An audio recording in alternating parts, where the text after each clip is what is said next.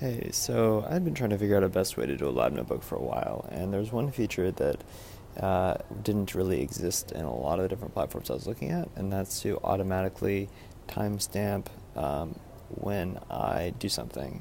And although that might be available on um, anyway, yeah. So one lab notebook that we were using was okay.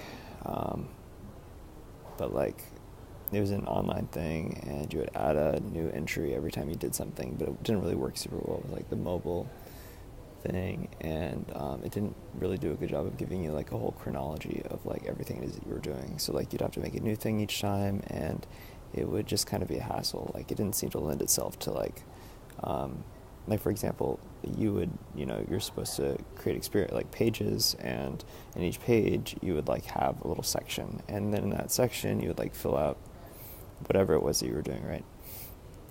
So the problem with a system like that is that it my problem though was that I wanted to be able to get a timestamp on everything that I did, so that I knew exactly how long it took me to do each step of my protocol. So now with the recent pages, they updated it so that it's a lot easier to be able to input data. It takes advantage of the fact that it's a touchscreen, and it really surprised me how long it took them to kind of implement a really good system for data entry, considering the flexibility of a device and the fact that flexibility when you're doing data entry is just obviously super important. So I just created a form, and so there are a couple of really cool features of numbers that actually work really well in conjunction. So one of which is the first one that I mentioned, which is that they changed it. So now, so if I format, all these cells, I can format them, and I have them currently formatted, well, it's below, I have them formatted in date and time to just have a time present, right? So this way, when I want to do this, I pull up the data entry, I just say, okay, now, right? Now. Cool. As soon as I begin it, start and end. So that's super convenient, right? Okay.